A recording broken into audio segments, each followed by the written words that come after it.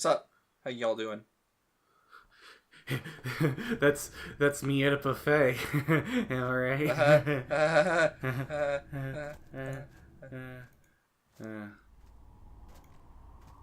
I could say something very, very dirty, but I won't. Out of the respect for my viewers.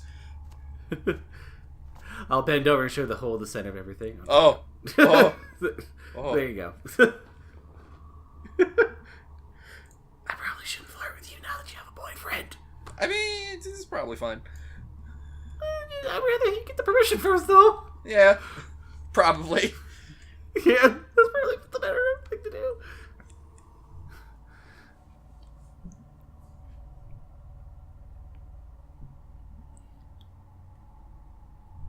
I always read that line as if it is read by Matthew Berry in Garth Marenghi's Dark Place. Love it. As Sanchez is about to take on the fucking electric egg beater.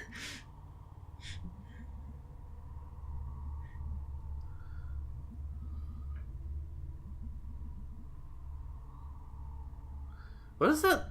So, I'm going to fucking for you? Kill you? Like, what was it? I don't know. I think that's part of the joke. Is that you're not supposed to know. I mean, maybe it's just fucking, or something like that. I don't know. I just want to make sense of the script. Was it Arrested Development that did that, where Tobias said something really, really bad and it was bleeped for like 10 solid seconds? Oh, I mean, that's a joke that's in a lot of things. Yeah, but that's the one that immediately comes to mind. I think they did that on SpongeBob, actually. They might have. Yeah, I think they did. Yeah, they did it on SpongeBob. Yep.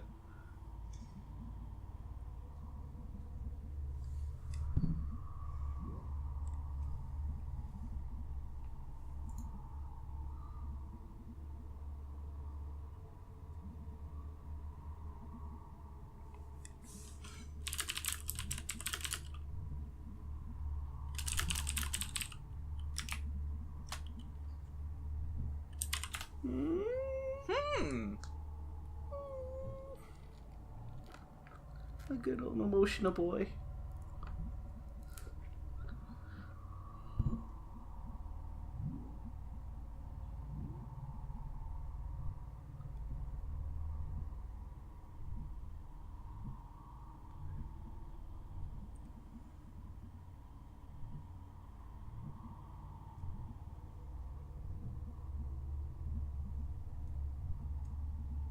I'm glad that they just completely ignored that. Yeah. Instead of, like, making a big moment out of it, just like, anyways, we're just gonna go together. Fuck it.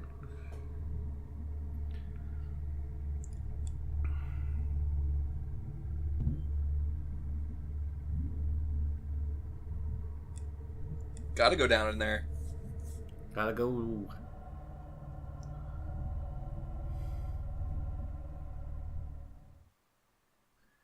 Greg, honey, those don't make bang noises.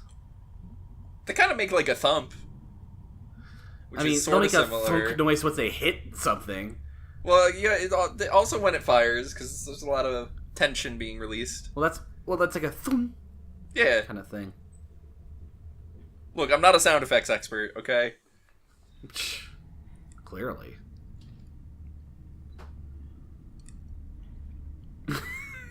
I just had this thought of, like, fucking B just holding your cigarette up like a torch. Just to light up the place. Well, I mean, it's not a real cigarette, so why not? I know. I mean, a vape pen can have, like, an LED light on it, and clearly it's glowing in the dark, so... Yeah, but that's usually when you're, like, actually inhaling. I guess, but it's glowing right now, so... Mm.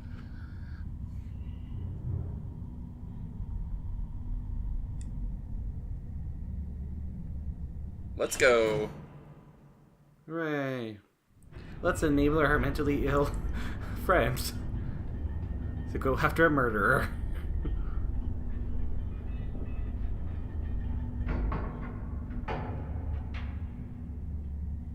Sure does.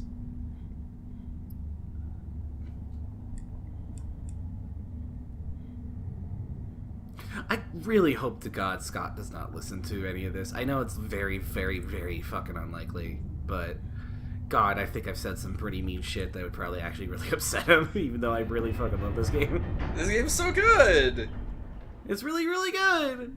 I think Scott would have a sense of humor about the things we were saying, and also think it's pretty much zero chance I'm not that popular on the YouTube. I know, but just also, if I made a video game, I would go out of my way to avoid every video about it, personally. I mean, I know it's super unlikely, but I just feel guilty. Like, I spent, like, a chunk of the previous, I was just shitting on the perspective of that one couch. Mm-hmm. Well, look, Greg's a big boy. Well, yes. See? That's good. May is kind of hunched over, though. Yeah.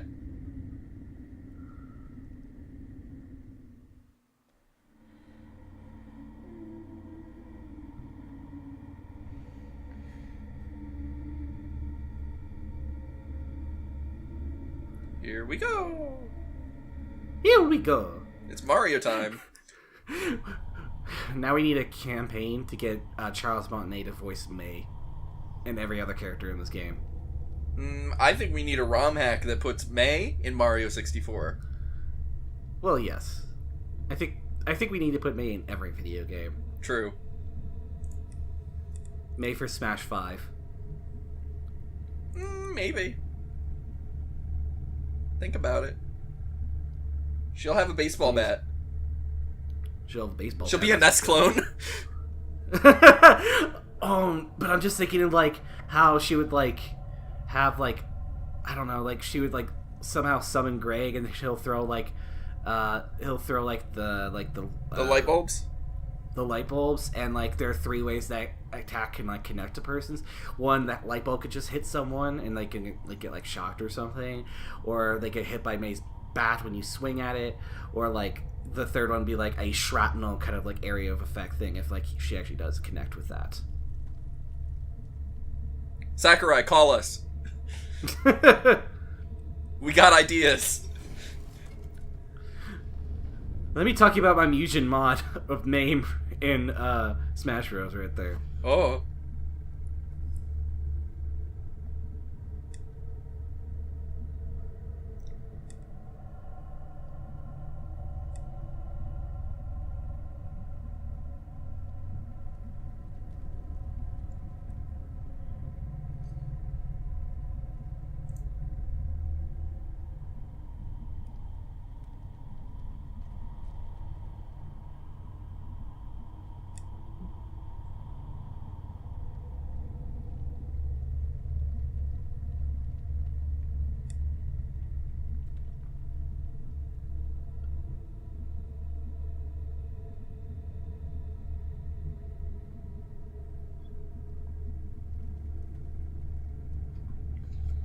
Mike Pence is at the bottom of that pit. What?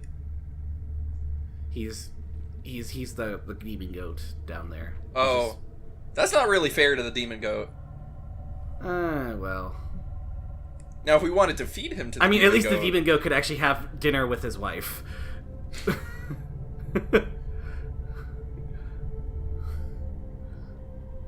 Or his husband, or other folk, it could be. Hey, can we just feed all the Republicans to this hole? Is that a thing we can do?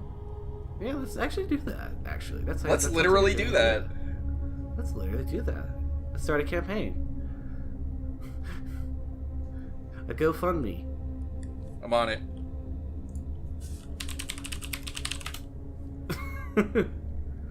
Oh, God. GoFundMe's not loading fast enough.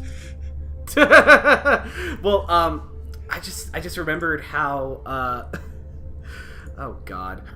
So my friend, so the other day, so for Toontown Public Works, for the Patreon, we watched Alpha and Omega for our bonus podcast. Good, because I voted for that. Yes. I am the reason you had a tie. I'm sorry. Yeah. But also, okay. so is the other person. To be fair. Yeah, to be fair. Yes. So now we actually have like 5 people, so it's actually pretty sweeping what the next one's going to be. But nice. Anyways, but basically what happened is like, so we were like doing some research because we're trying to find that whole article about like that whole article about how Alpha and Omega might actually just be what do you call that? I am spacing on words today. Good lord. One of those money laundering schemes. You know? Oh, okay. All right. Yeah, like because like the sequels are just like the laziest put together thing, and yet there's like so many because nobody's fucking asking for them. Like the main film, the original film wasn't even that successful. Like it barely made its money back, and that means it's technically kind of a failure. Yeah. So like but basically what we were doing is we're looking for that, and in that search I found a couple change.org petitions about Alpha and Omega. Oh boy. One was to get these 2 side characters their own standalone movie, and somehow that managed to get like 200 signatures. 200 people saw that movie? Wow. Yeah, wow.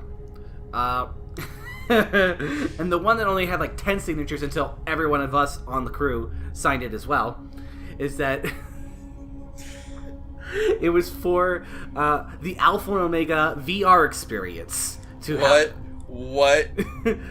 Yes.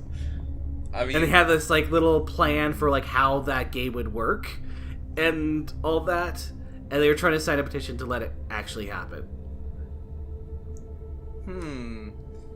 So do I get to be a wolf in VR? Is that how that works? Exactly. That sounds pretty good. You get to be a wolf in VR. That sounds pretty good, actually.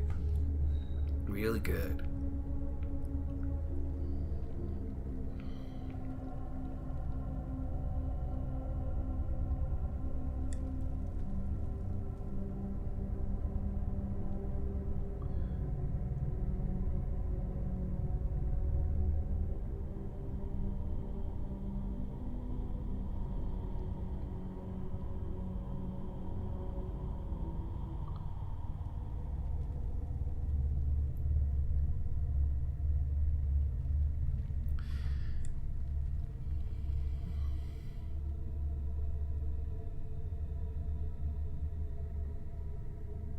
Bang.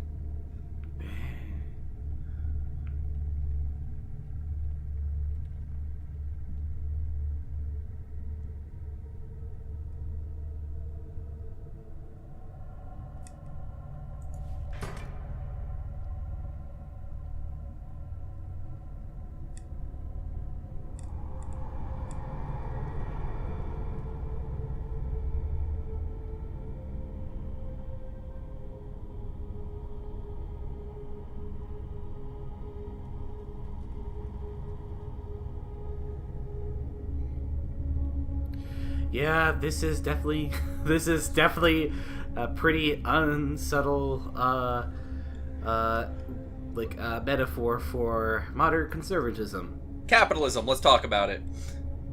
Right. Fuck it. I mean, yes, fuck capitalism.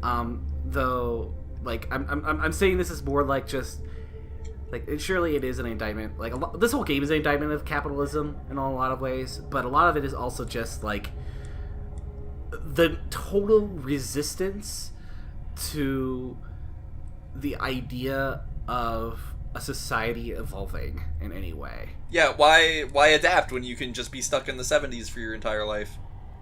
Like, not focusing on putting infrastructure in the right places or anything like that. Like, actually, like, making it so you actually have a decent internet connection where they are. I mean, I know there's a lot of different factors that can be encountered, but then, you know, you want to actually fight politically for that kind of thing, then you should really do that. You want to, like, actually, like, do stuff to actually, like, improve the living situation of people instead of just, like, throwing them under the bus and pretending they don't exist, or literally killing them, as the case may be, you know? And you're doing everything to, like, ruin the quality of life here because you want to go back to an ideal that pretty much didn't exist for a majority of the population. Yeah.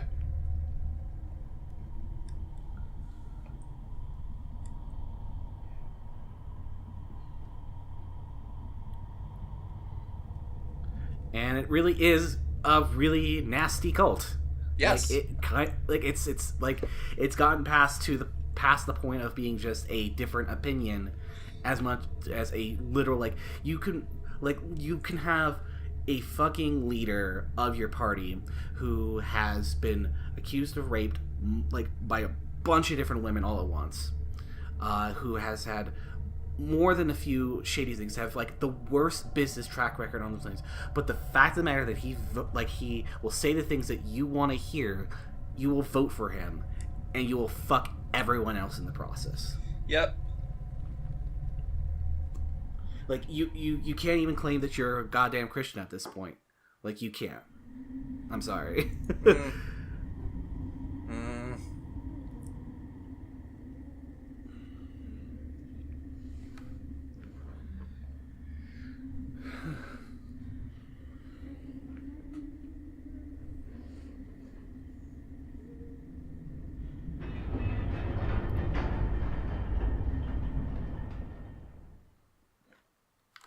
What did I do with...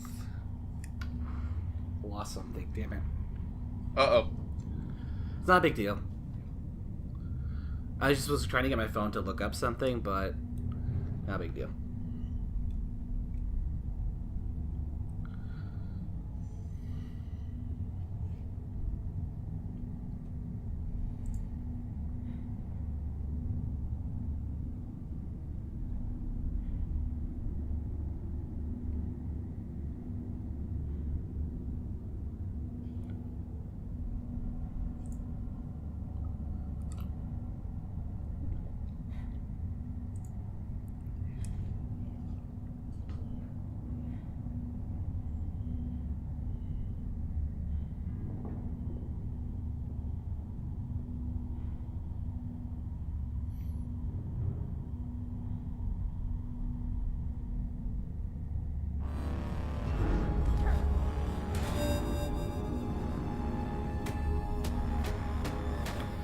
Oh, QT!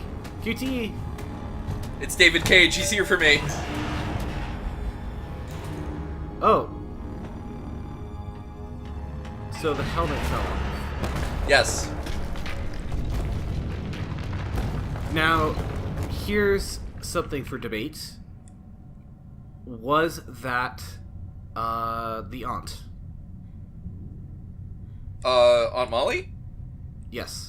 I don't believe so, because I think they have added something to the end of this game that clears that up. Okay. Okay. Kind of a spoiler, but, yeah. Aunt Molly's fine. Oh, damn.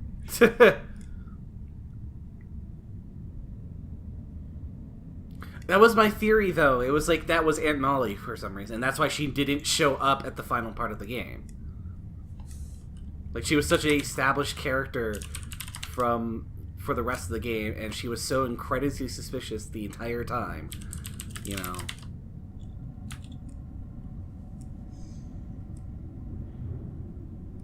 But yeah, I did hear the Aunt Molly theory a lot, and I was like, I don't think so. I don't know if I'm just not, maybe I wasn't paying attention, but I swear to God, I've seen versions of that scene on the actual when watching someone play it, where the helmet doesn't come off and you don't see the identity of the person who was crushed. I feel like when I first played it, that's probably correct. And I'm curious about what triggers that then, if that is actually a thing. I mean, I'm sure they added it as part of the Weird Autumn stuff. That's the only thing. No, because this was before the Weird Autumn thing. I remember when I first played it, when I first played the game myself, the helmet came off. Oh. And you could see the outline of the thing. And then on another playthrough, when I watched my friend play it, Triss, who might actually be one of the few people watching this, hi Triss, the helmet didn't come off. Oh. I am positive it didn't. Huh. Okay. That's weird. Yeah, I don't know. Maybe I'm Maybe I'm just imagining things. Maybe I just wasn't paying attention. It might have been just like the bit rate or whatever or something. I don't know. But like, yeah.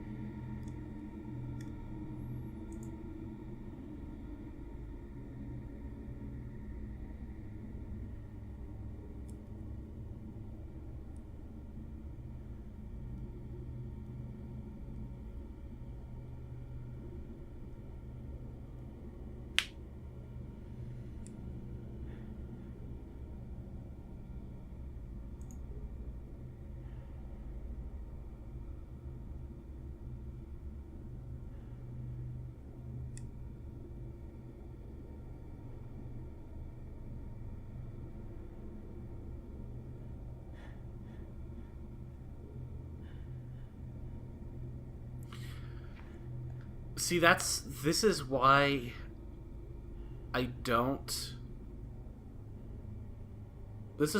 really buy that this is actually about the moments before an apocalyptic event. No, I don't think it is. I think yeah. Cuz like this right here, she's literally talking about how the feeling that she's having right now, this cold, like, apocalyptic being that she's been experiencing throughout her entire game, it is literally the feeling that she's already at the end, like everything's already ended and she's never going to get to an ideal that never really existed, and it kind of is feeding into like a large portion of the anxiety that like we have in our generation, and that our parents seem to have had so much that really helped them get along, like depending where you lived, of course, there's a lot of different circumstances and stuff, but like they had a certain kind of existence that like conduced to the fact that they could like own homes and move out and get jobs that paid them well. And we don't have that we kind of miss that opportunity, and so that anxiety is just always there. Yeah, it's a problem. And like the fact that we're like it feels kind of apocalyptic in a lot of times. It does feel that way, where like you're in a part of the you're past the time, the era where like society actually worked, and you're now in the end, like right now, where like, and the whole philosophy of this game is basically what you're gonna do from there, you know.